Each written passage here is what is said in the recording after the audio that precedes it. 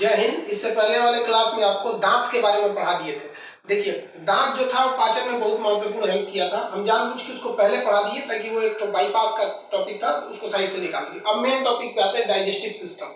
देखिए, सिस्टम किसे कहा जाता है? जब किसी कई एक जैसे चीजों का समूह लग जाता है तो उसे सिस्टम कहते हैं। जैसे कंप्यूटर को भी सिस्टम कहते हैं, उसमें माउस, कीबोर्ड वगैरह सब चीज जुड़े रहते हैं। तो अंगों का किसी चीज का समूह हो जाता है तो सिस्टम और डाइजेस्टिव, पाचन तंत्र इसे कहते हैं, डाइजेस्टिव सिस्टम।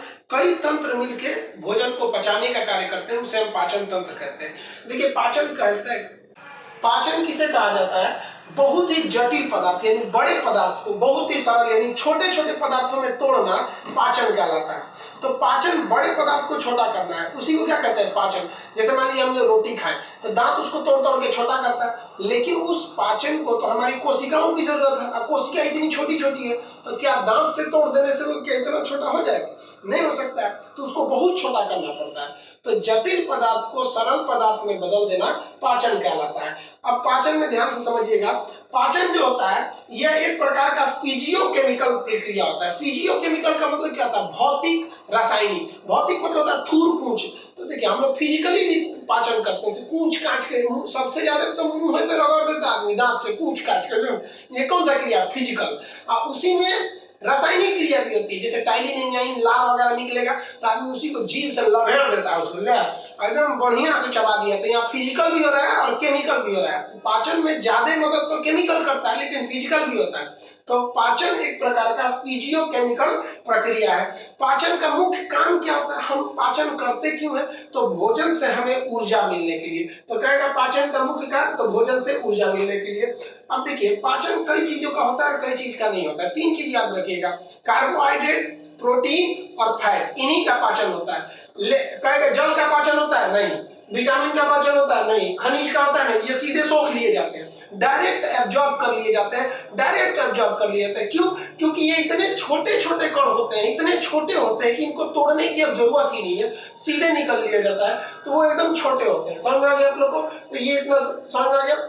देखिए, पाचन की क्रिया जो होती है वो दो जगह होती है। एक जो होती है आहार नाल में, ये नली में, जो खाना की जो नली होती है, जिस रास्ते में पूरा भोजन घूम रहा होता है, आहार जिस रास्ते में घूम रहा होता है, उस पूरे नाल को हम आहार नाल कहते हैं। और साइड साइड से कुछ ग्रंथियां होती हैं जो पाचन का काम करती है, जिसे हम पाचक ग्रंथि या डाइजेस्टिव ग्लैंड कहते हैं। वो साइड साइड में उसमें एंजाइम छोड़ते रहते हैं ताकि पाचन होते रहे। समझ में क्या? पाचन की क्रिया कितने चरण में होगी? तो दो हिसाब से। एक हो जाएगा आहार नाल यानी एलिमेंट्री कैनाल, और दूसरा हो जाएगा पाचक ग्रंथि। अब हम ये समझते हैं आहार नाल होता क्या है। देखिए, बहुत लड़कों को ये लगता है कि आहार नाल बस यहाँ से यहाँ होता है। ये आहार नाल एलिमेंट्री कैनाल नहीं है, ये फूड पाइप है, ग्रास नली है। ये तो बहुत छोटा हिस्सा है। आहार नाल उस नली को कहते हैं, उस कैनाल यानी उस नली को कहते हैं जिसमें भोजन तब तक रहता है जब तक हमारे शरीर में रहता है। तो वो स्टार्ट कहाँ से होता है? मुंह से। तो मुख गुहा, गुहा का अर्थ होता है खाली जगह। देखिए, मुंह में खाली जगह है तभी तो खाना अट जाता है इसमें। तो स्टार्ट होता है मुख गुहा से। आहार नाल का पहला क्या हो जाएगा? मुख गुहा। मुख गुहा से ये जो नीचे नली आ रही है, इस नली को हम फूड पाइप कहते हैं, ग्रास नली। हिंदी में याद रखिए, ग्रास नली। इंग्लिश में क्या कहेंगे? Food pipe. ग्रास नली या फूड पाइप। इसके बाद खाना कहाँ जाएगा? पेट में जाएगा। पेट में क्या होता है अभी उसको समझेंगे। इसके बाद खाना कहाँ गया? पेट में। पेट को आमाशय कहते हैं। क्या कहते हैं? आमाशय। अंदर के पेट को आमाशय और बाहर के पेट को उदर कहते हैं। उदर, ये जो हम पकड़ रहे हैं ये क्या है? उदर है। उदर, ये पूरा का पूरा हिस्सा उदर है। गणेश जी को क्या कहते हैं? लंबोदर। लंबा है उदर उनका पूरा इस तरह से। तो बाहर से जो पकड़ते हैं ये क्या हो गया? ये उदर हो गया। और अंदर जिसमें खाना गया वो आमाशय हो गया। तो आमाशय हो गया। तो पहला देखिए, तो ग्रास, ये हो गया मुख गुहा। मुख गुहा के बाद क्या हो जाएगा? ग्रास नली। और ग्रास नली के बाद क्या होगा? आमाशय। आमाशय के बाद भोजन जाता है छोटी आंत में। ध्यान दीजिए, इधर नहीं जाएगा, ये ग्रंथि है, साइड से लगी है। इसके बाद कहां जाएगा? छोटी आंत में। छोटी आंत खाने के लिए छोटी है, लेकिन सबसे लंबा भाग होता है। तो ये छोटी आंत। छोटी आंत के बाद भोजन जाता है बड़ी आंत। अब बड़ी आंत के बाद ये चला जाता है कहां पे? लेट्रिन के रास्ते बाहर निकल जाता है। तो इसे कहते हैं गुदा, यानी ये हो गया एनस यानी गुदा। तो ये हिस्सा हो गया हमारे आहार नाल का। अगर कहेंगे आहार नाल में कहां से शुरू होता है? तो मुख गुहा, ग्रास नली, आमाशय, छोटी आंत, बड़ी आंत और गुदा। गुदा मतलब एनस, बाहर निकल जाता है लेट्रिन के रास्ते। अब जो पाचन ग्रंथियां हैं साइड साइड से उसमें एंजाइम छोड़ रही हैं, उनमें भी बहुत सारी है। मुंह में ही लार ग्रंथि हो जाती है। तो मुंह में कौन सी ग्रंथि? लार ग्रंथि। पेट में जाएंगे तो जठर ग्रंथि। पेट ग्रंथि, जठर ग्रंथि। अब पेट के दाहिनी ओर मिलेगा आपको लीवर और पित्ताशय, और बाईं ओर मिलेगा आपका अग्नाशय, आमाशय नहीं अग्नाशय। तो ये रेड कलर वाला क्या है, अग्नाशय, और ये ग्रीन कलर वाले ये इधर जो त्रिभुज के समान दिख रहा है लीवर है, और ये पित्ताशय है। तो ये भी ग्रंथि है, ये भी ग्रंथि है। कुछ ग्रंथियां इन छोटी आंत के अंदर भी पाई जाती है, जिन्हें आंतरिक ग्रंथि के नाम से जानते हैं। तो पाचन यही लोग मिलकर करेंगे। तो आहार नल समझ में आ गया। आहार नल की लंबाई 32 फीट होती है। याद रखिएगा, आहार कहेगा कि आहार नल की लंबाई कितनी होती है, तो 32 फीट होती है। किसी को कोई दिक्कत नहीं है। सॉरी, अगर इस 32 फीट को मीटर में बदलेंगे तो लगभग 9 मीटर आता है। तो कहेगा आहार नल की लंबाई कितनी हो जाएगी, तो 32 फीट या 9 मीटर। आप इसका स्क्रीनशॉट लीजिए, फिर आगे समझाते हैं। देखिए बाबू, अब ध्यान से समझिएगा। हम लोग जो पाचन पढ़ेंगे ना, ये आहार नाल के हिसाब से पढ़ेंगे, और आहार नाल पूरा शुरू से लेकर लास्ट तक है। जैसे जैसे उसमें ग्रंथियां आएंगी, हम केवल उन्हीं ग्रंथियों को पढ़ेंगे। यहाँ ये बहुत ही कॉम्प्लिकेटेड चैप्टर होता है पाचन, और यहाँ सबसे बड़ी गलती क्या हो जाती है स्टूडेंट से, वो कॉम्प्लेक्स में फंस जाते हैं। अभी ग्रंथि आएगा तो उनके दिमाग में घुसने लगेगा भाई ग्रंथि क्या है, अभी कार्बोहाइड्रेट आएगा तो भाई कार्बोहाइड्रेट क्या हो गया, प्रोटीन क्या हो गया, पेप्टाइड क्या हो गया। तो इन सब चीजों में आप नहीं फंसिएगा। देखिए, प्रोटीन कार्बोहाइड्रेट इसके लिए एक न्यूट्रिशन नाम का अलग चैप्टर है, वहां उसके बारे में डिटेल से पढ़ेंगे। ग्रंथि का एक अलग चैप्टर है, वहां पढ़ेंगे। अभी आप प्राइम फोकस रखिएगा किस पर, आप अपना फोकस रखिएगा पाचन तंत्र पे। ज्यादातर किताबों में यही गलती होता है, और पढ़ाने में भी बहुत सारे लोग यही गलती कर देते हैं कि एक ही बार सब बताने लगता है। ऐसा नहीं होता है। आप अभी प्राइम फोकस किस पे रखेंगे, पाचन पे। तो हम लोग कहां से स्टार्ट करते हैं, आहार नाल के। आहार नाल का पहला हिस्सा क्या था, मुख गुहा। गुहा मतलब होता है खाली जगह। देखिए, मुंह में खाली जगह है, इसी को क्या कहते हैं, मुख गुहा। इसका 3 नाम होता है, माउथ कैविटी, या ओरल कैविटी, या बक्कल कैविटी। इसी को क्या कहते हैं, मुख गुहा। अब मुख गुहा में देखिए क्या क्या होता है। दांत होते हैं, ये हम आपको पढ़ा चुके हैं, समझा गया। इसीलिए हम आपको दांत पहले पढ़ा दिए थे। इसमें जीभ होता है, आप देखिए जीभ को हम पढ़ा चुके हैं सेंस ऑर्गन चैप्टर में। नहीं पढ़े तो उसको पढ़ लीजिएगा। खैर, जीभ को इससे कोई लेना देना नहीं है, वो स्वाद बताता है, पाचन से कोई मतलब नहीं है। दांत का पाचन में मदद था, तो दांत पढ़ा दिए। अब देखिए, इसके अलावा क्या होती है मुंह में, तो 3 जोड़ी लार ग्रंथि होती है, जो स्लाइवरी ग्लैंड कहते हैं। लार ग्रंथि को क्या कहते हैं, स्लाइवरी ग्लैंड कहते हैं। कितनी जोड़ी लार ग्रंथियां होती है, 3 जोड़ी होती है, जिसमें सबसे बड़ी होती है पैरोटिड ग्रंथि। अब उसके बाद होती है सबलिंगुअल और सबमंडिबुलर। तो आप सब नहीं याद रखेंगे, केवल याद रखेंगे कौन सा, पैरोटिड ग्रंथि। सबसे बड़ी लार ग्रंथि पैरोटिड लार ग्रंथि। सांप में यही लार ग्रंथि सांप में जहर का काम कर देते हैं सब लार ग्रंथि। मानव में प्रतिदिन लगभग 1 से 1.5 लीटर लार बनता है। जो लार बनता है ना, इसको बोतल में स्टोर करके जैसे, तो 1 लीटर बनेगा। अस्थिर बैठ के पी लीजिएगा एक बार। ऐसा नहीं होता है, हमेशा बनते रहना चाहिए, ऐसा थोड़ी होता है। लार बहुत महत्वपूर्ण भूमिका निभाते हैं सब, ध्यान से समझिएगा कैसे। आप कभी सोचे, लार का काम पहले समझा देते हैं, उसके बाद समझिए ध्यान से। लार में क्या क्या चीजें होती है, तो ये 4 चीजें होती है। सबसे पहले होता है लाइसोजाइम। क्या होता है, लाइसोजाइम। ये कीटाणुओं को मार देता है, इसलिए लिखा है इसमें जीवाणु, मतलब जितने भी जीवाणु होते हैं उनको मार देता है, नाश कर देता है। तो ये जीवाणुओं को मार देता है। भगवान जानता था कि आदमी जूठा उठा कैसे खा लेगा, हाथ गंदा रहेगा, मजदूर को दीजिएगा ना खाने के लिए, हाथ ऐसे पोछेगा, प्रसादी है लाइए खा लेगा। जितने कीटाणु थे कहां चले गए, मुंह में। तो इसलिए वो मुंह में जाते। लार ग्रंथि में कितने एंजाइम, 4 एंजाइम। तो पहला कौन सा हो गया, लाइसोजाइम, जो कीटाणुओं को मार देगा। ध्यान दीजिए, यहाँ पे भगवान बहुत होशियार था, जानता था कि गंदा संदा खाएगा मार देगा, कीटाणु मार देगा उसको। दूसरा देखिए, छोटे बच्चों को देखिएगा, छोटा बच्चा खेलते रहता है ऐसे जमीन पे, कुछ भी उठाकर मुंह में डाल लेगा। देखिए, छोटे बच्चों को कुछ भी लगा वो डाल लेगा मुंह में सीधे। तो भगवान बहुत होशियार था। छोटे बच्चों में ना लार बहुत ज्यादा बनता है, देखिएगा ना, कुछ कुछ में तो इतना बनने लगता है कि ऐसे तो रुमाल लटका रहता है, लार चूनी बोलते हैं देहात में से, ऐसे टड़काते रहता है। कई कई तो सोच रहा जवान हो गया है, वो भी सूत के उठता है, तो एक पौवा में फेंकले रहता है सब। तो वो जो लार ग्रंथि में जो हमारा क्या था, लाइसोजाइम, ये जीवाणुओं को मार देता है। एक और चीज कभी सोचे, दिन भर हम लोग खाना खाते हैं, लोग दांत ससुरा गंदा नहीं होता है, और रात में कुछ नहीं खाता आदमी, सो जाता है, सो के उठता है तो दतवा गंदा रहता है। ऐसा क्या है, उल्टा नहीं लग रहा है।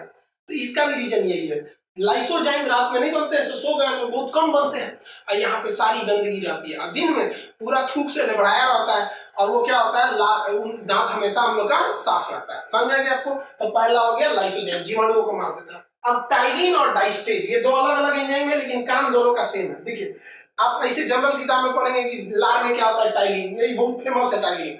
टाइलिन और डाइस्टेज का काम क्या होता है? स्टार्च का पाचन करते हैं। स्टार्च को हिंदी में हम कहते हैं मंड। मंड क्या होता है? किसी भी अनाज का ऊपर का जो चोकर होता है ना, उसे हम मंड कहते हैं। ये जरूरी भी होता है। देखिए, आप आटा को कितना भी बढ़िया से चाल लीजिए, उसमें चोकर रहता ही रहता है, और चोकर रहेगा तभी अच्छा से पचेगा। अगर 100% आटा से चोकर निकाल दीजिएगा तो मैदा बन जाएगा। आप मैदा का 5 रोटी खा के नहीं पचा सकते हैं, जबकि रोटी आप 5-7 रोटी आप आराम से खा सकते हैं। तो ये चोकर भी जरूरी है पाचन के लिए। तो चोकर को कौन पचाता है? चोकर को इंग्लिश में क्या कहेंगे? मंड, स्टार्च या चोकर कहते हैं। ये एक पॉलीसेकेराइड कार्बोहाइड्रेट होता है। ये कार्बोहाइड्रेट चैप्टर में पढ़ाएंगे, यहाँ पर ध्यान दीजिएगा इसको। तो टाइलिन और स्टार्च का काम क्या होता है? मंड का पाचन करना। समझ आ गया? अनाजों का बाहरी परत क्या होता है? स्टार्च, और अंदर में क्या होता है? कार्बोहाइड्रेट होता है। अब इसी में होता है म्यूकस। लार ग्रंथि में 3 जोड़ी लार ग्रंथि से 1.5 लीटर हार्मोन एंजाइम निकलता है, और ये एंजाइम कितने प्रकार के? 4। अब चौथा देखते हैं म्यूकस। म्यूकस का काम क्या होता है? भोजन को चिपचिपा बना देना, लिविर लिविर कर देता है। लिविर लिविर समझते हैं? मुलायम, ताकि घोटने में आसानी हो, ताकि पूछ काट के घोट जाता है। और कभी कभी ना जल्दीबाजी में आदमी रहता है ना, धड़ाधड़ खाता है तो मुंह में अटका लेता है, कुछ ऐसे खाएगा अटका लेता है मुंह में। जल्दबाजी में अगर कुछ खाइएगा तो आदमी को मुंह में क्या रहता है? अटक जाता है। तो आदमी का जी मुंह बनाएगा इसे 4 कोण का, ढकेलता है उसको नीचे की ओर जल्दी से। तो ये भोजन को आराम से चिपचिपा बना देता है, ताकि निगलने में आसानी हो। तो ये पहला चीज क्या था भाई? आहार नाल का पहला हिस्सा क्या था? मुख गुहा। मुख गुहा समझ गए आप लोग? आहार नाल का पहला भाग क्या करा था? मुख गुहा। मुख गुहा में कितनी लार ग्रंथि है? 3 जोड़ी। अब मुख गुहा का अगला भाग क्या होगा? वो ग्रास नली। ग्रास नली याद रखिए, ग्रास नली उसको कहते हैं जिसमें भोजन जाता है, और ग्रसनी उसको कहते हैं जिसमें सांस जाता है। ध्यान से समझिएगा। तो ये ग्रास नली है। ये जो ग्रास नली होती है, इसको हम लोग क्या कहते हैं? ओएसोफेगस। क्या कहेंगे? ओएसोफेगस। ग्रास नली को हम ओएसोफेगस कहते हैं। ग्रास नली जो होता है ये फूड पाइप। ग्रास नली को नॉर्मल भाषा में फूड पाइप कहते हैं। ये 25 सेंटीमीटर लंबा होता है। अब ध्यान दीजिएगा, ये ग्रास नली से 2 क्वेश्चन पूछता है। पहला कि ग्रास नली में पाचन नहीं होता, ये जो खाना है ये नली, इसमें पाचन नहीं होता है। तो ग्रास नली में जो ये आता है, इसमें पाचन की क्रिया नहीं होती, याद रखिएगा। अब एक चीज और देखिए, अगर ये नली सीधा रहता है, इसमें से खाना खाते धड़ धड़ धड़ धड़ गिरता है तो धप धप आवाज करता है। जिस तरह छत से पानी नीचे गिरता है, पाइप के माध्यम से भड़ भड़ भड़ गिर जाता है, तो खाना इसे भड़ भड़ भड़ गिरेगा तो यहाँ चोट लगने लगेगा इसे। तो खाना धीरे धीरे गिरता है। जैसे आप देखिएगा ना, किसी पाइप में कभी कभी आप लोग उस क्रिया को हम लोग क्या करते हैं? देखिए, भोजन को धीरे धीरे नीचे गिरने की क्रिया को हम लोग पेरिस्टेल्सिस कहते हैं। इसी को हम लोग कहते हैं क्रमानुकुचन। क्रमानुकुचन मतलब खाना धीरे धीरे आता है, एकदम तेजी में नहीं आएगा। आप कितना तेज ढकेल दिए नहीं आएगा। कभी आप चावल खाते होंगे तो अटक जाता होगा, तो ढकेलता है आदमी, जाओ यहाँ पे। कभी कभी पेस्ट खत्म होता है तो आदमी क्रमानुकुचन करता है, पहले थोड़ा सा ढकेला, फिर थोड़ा सा ढकेला, फिर थोड़ा ढकेला। तो उसी क्रिया को हम क्या कहते हैं? क्रमानुकुचन कहते हैं। ग्रास नली की तो ये लंबाई 25 सेंटीमीटर होती है, इसमें पाचन की क्रिया नहीं होती है। समझ में गया आप लोगों को? अब आप बताइए, जो भोजन यहाँ से आ रहा है वो क्या 100% पच गया है? नहीं। मुंह से आने वाला भोजन जो होता है वो पूरी तरह से पचा नहीं रहता, उसे हम लोग कहते हैं बोलस कहते हैं। क्या कहते हैं? बोलस। आप बोलस देखे होंगे, कभी कभी आप खाना खाते होंगे तो कोई कंकड़ पत्थर ऐसे कूचा जाता है ट्रैक से, तो आदमी खाना को ऐसे थूक देता है, देखता है किधर कंकड़ अंकड़ है तो फेंक दिया। अगर खाना कोई नॉर्मल खाना है तो फेंक देता है, मिठाई उठाई रहता है तो खा जाता है। तो वो क्या खा जाता है? बोलस। समझ गया आप लोग को? इसका एक स्क्रीनशॉट लीजिए, फिर आगे समझाते हैं। देखिए, आप देखें कि मुंह से जब भोजन पूछ के जब पेट में पहुंचता है तो उसे क्या कहते हैं? बोलस कहते हैं। तो ये जब यहाँ से पहुंचेगा ग्रास नली को पार करके आमाशय यानी पेट में, तो उसे क्या कहेंगे? बोलस। तो एंट्री मारता है कहाँ पे? पेट में, बोलस कहते हैं। पेट को हम यहाँ बड़ा फिगर बना दिए, यहाँ समझिएगा ध्यान से। पेट को हम लोग आमाशय कहते हैं। पेट को क्या कहते हैं? आमाशय। इसमें भोजन 4 घंटे तक रहता है। पूछेगा सबसे देर तक भोजन कहाँ रहता है, तो कहाँ रहेगा? आमाशय में 4 घंटे तक रहता है। आमाशय जो होता है वो पेट, इसकी 3 भाग होते हैं। आमाशय को 3 भाग में बांटते हैं। पहला भाग, बीच वाला और ये लास्ट वाला। फर्स्ट वाले भाग को हम कहते हैं कार्डियक। पहला भाग को क्या कहते हैं? कार्डियक। कार्डियक क्यों कहते हैं? क्योंकि देखिए, हृदय का अध्ययन कार्डियोलॉजी का रहता है और पेट का ऊपरी भाग हृदय के करीब रहता है, अतः इसे हम क्या कहते हैं? कार्डियक कहते हैं। कार्डियक में जैसे भोजन पहुंचता है, आपको पता है, आप बता सकते हैं कि भोजन अभी तो भोजन रहा नहीं, ये क्या बन चुका है? बोलस बन चुका है। तो जैसे यहाँ भोजन पहुंचेगा कार्डियक वाले हिस्सा में, तो कार्डियक वाले भाग से HCl निकलने लगता है, हाइड्रोक्लोरिक एसिड। ये हाइड्रोक्लोरिक एसिड का pH लगभग 2 होता है। ये बहुत ही एसिडिक होता है। Hydrochloric acid. ये क्या करता है कि वैसे जीवाणु जो मुंह में लाइसोजाइम से नहीं मर सके थे, थोड़ा मजबूत कीटाणु थे, देहाती भाषा में कहिए तो थेथर कीटाणु, बहुत है जो थेथर होते हैं सब, वो पेट में घुस जाता है सब। पेट में जैसे घुसेगा हाइड्रोक्लोरिक उसका पेट के शुरू वाले भाग में इंतजार कर रहा है, आओ तू आओ बताते हैं, और वहीं जाकर उसको क्या कर देता है, मार देता है। तो ये कीटाणुओं को क्या कर देता है, हाइड्रोक्लोरिक एसिड मार देता है। भोजन को क्या करता है, टुकड़ों में तोड़ देता है। भोजन को टुकड़ों में तोड़ देने से क्या होता है कि पाचन थोड़ा और आराम से हो जाता है। अब कभी आप गौर किए होंगे, ध्यान से सुनिए, आप खीर खाते होंगे, दही खाते होंगे, बड़ो आराम से चीज, ठंडा ठंडा चीज खाइए, बहुत अच्छा लगता है खाने में। लेकिन जब आप उसको बोकर देते हैं, बोकरने का मतलब समझते हैं, उल्टी करना, वोमिटिंग, सीबीएसई वाला वोमिटिंग बोलता है। तो जब आप उल्टी करते हैं तो नाक मुंह एकदम जलने लगता है, अजीब लगता है, भाई क्या खा लिए थे, क्या खा लिए थे, समझ में गया? वो जो आप खाना खाए थे वो ठीक था, लेकिन उसमें लेवरा के निकला है क्या चीज, हाइड्रोक्लोरिक एसिड, इसलिए नाक में जलन होने लगती है। ये हो गया आपका पहला हिस्सा, कार्डियक। दूसरा भाग को हम कहते हैं फंडिक। ये दूसरा वाला भाग होता है फंडिक। फंडिक में एक कांटेनुमा संरचना पाई जाती है जिसे हम लोग कहते हैं रूजी। कांटेनुमा संरचना को रूजी कहते हैं। ये भोजन को रोक के रखता है, नहीं तो डगर पे सब चला जाएगा आगे। तो भोजन को रोक के रखता है ताकि भोजन अच्छे से रुका रहे। अगर पेट खाली है, मान लीजिए आप व्रत रखे हैं किसी दिन, अब भोजन गया ही नहीं, तो ये रूजी खड़ा हो जाएगा और आप बैठिएगा तो पेट में चुभन होने लगती है। तो ये क्वेश्चन भी पूछा हुआ है कि पेट में चुभन किसके वजह से होती है, रूजी की वजह से। किसकी नुमा संरचना होती है, कांटे की नुमा संरचना होती है। अब लास्ट वाला जो हिस्सा होता है इसे हम लोग कहते हैं पाइलोरिक। तो पेट का सबसे लास्ट भाग क्या होता है, पाइलोरिक। पाइलोरिक वाले भाग पर कुछ ग्रंथियां पाई जाती है। पाइलोरिक वाले भाग पर ग्रंथि पाई जाती है जिसे हम लोग गैस्ट्रिक ग्लैंड या जठर ग्रंथि कहते हैं। कौन सी ग्रंथि, जठर ग्रंथि। जठर ग्रंथि से जठर रस निकलता है। जठर ग्रंथि से क्या निकलता है, जठर रस निकलेगा। अब ध्यान से समझिएगा, कहता है कि जठर रस यानी गैस्ट्रिक ग्लैंड से जो निकलने वाला जूस होता है उसे तो हम गैस्ट्रिक जूस कहते हैं, जठर रस कहते हैं। जठर रस कितने रसों से मिलकर बना होता है, तो दो एंजाइम से मिलकर बना होता है।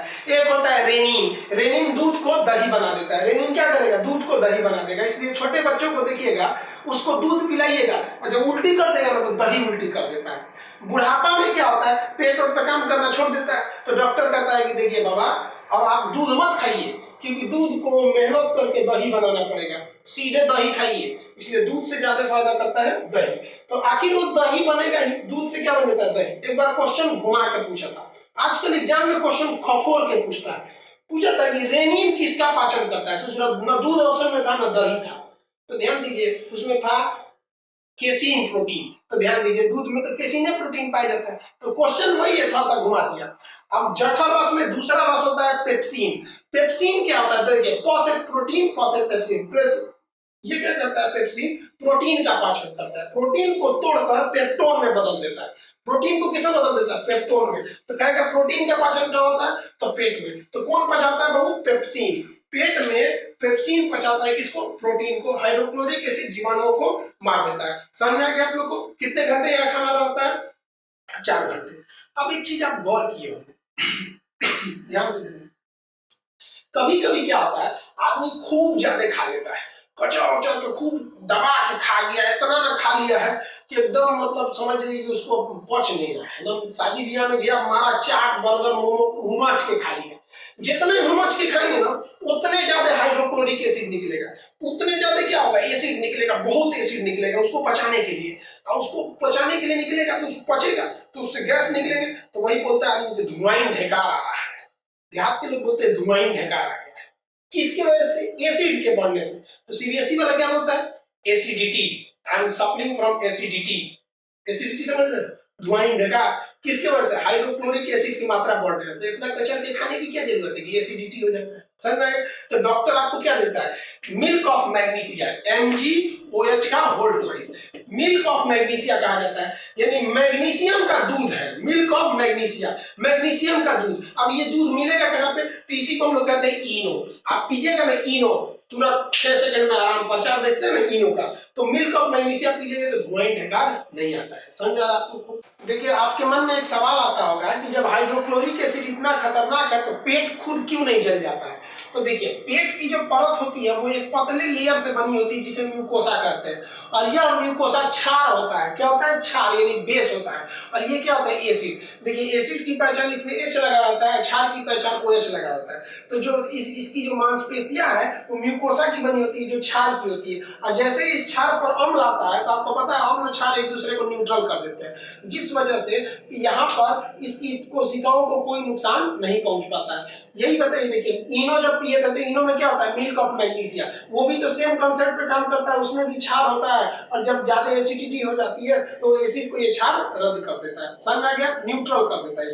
अब एक चीज और देखे होंगे, गौर किए होंगे, अगर आप भोजन कर लेते हैं ना तो उसके 10-15 मिनट बाद में बड़ी भयानक नींद आता है, कहीं कहीं तो खड़े सूझ जाता है। देखिए भोजन के बाद नींद क्यों आता है, जब भी जो चीज वर्क करती है, वर्क करने के लिए उसको ज्यादा एनर्जी चाहिए। तो जब हम खाना खाते हैं ना तो ज्यादा एनर्जी किसको चाहिए, पेट को, तो इधर उधर से एनर्जी खींच लेता है। ब्रेन वगैरह से कोशिकाओं के पास जितना एनर्जी था सबको खींच लेता है, कहता ला ला ला अभी हमको पचाना है, तो पचाने में लग जाता है, सारा एनर्जी ब्रेन वगैरह से खींच लिया, इसलिए ब्रेन को पास एनर्जी कम हो जाता है, उसको सुस्ती लगने लगता है, आप ऐसे अंगुआने लगते हैं। अंगुआने का मतलब सोचते हैं फीलिंग स्लीपी, तो अंगुआने लगता है आदमी, उसी को कहते हैं कि बेचारा उन्हारा है। तो खाने के बाद नींद क्यों आता है, समझ में आ गया आप लोग को, इसे कोई दिक्कत नहीं। जब मुंह से भोजन कुचा के निकला तो उसे बोलस कहे थे, पेट में पहुंचा था किस रूप में, बोलस रूप में, मुंह में कुचाया तो बन गया बोलस, अब पेट में तो अस्थिर कुचाया 4 घंटा तक, तब अभी जाएगा छोटी आंत में, तब इसको कहते हैं काइम। क्या कहते हैं, काइम।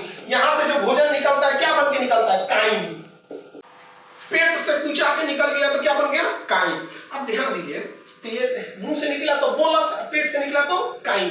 अब गांव वगैरह में देखिएगा एक चीज, नॉर्मली आदमी थोड़ा सा कुछ बात बोलता है, कोई महिला अगर प्रेग्नेंट रहती है तो वो बच्चा उसके यूट्रस में रहता है, कहाँ रहता है, यूट्रस में, जबकि हम लोग क्या बोलते हैं, पेट में बच्चा है। रे ससुरात में पेटवा में बच्चा रहेगा, पेटवा में बच्चा रहेगा, मारेगा हाइड्रोक्लोरिक एसिड, धाए जल जाएगा, वही रुचि रोक के रखेगा, रुक ससुरात मनाते हैं रेनिन पेप्सी मार और के पचा के ऊपर काइम बना के फेंक देगा जा यहाँ पे। तो बच्चा कहाँ रहता है, यूट्रस में। एक्चुअली यूट्रस क्या होता है, पेट के निचले भाग में होता है। तो ये समझ में आ गया आप लोग को। तो यहाँ पर देखिए मुंह से निकला तो बोलस, अब पेट में क्या क्या हुआ समझ में आ गया आप लोग को। एक इसका स्क्रीनशॉट लीजिए, फिर हम आगे समझाते हैं कि छोटी आंत में कौन कौन सी क्रिया होती है, क्योंकि छोटी आंत बहुत महत्वपूर्ण है।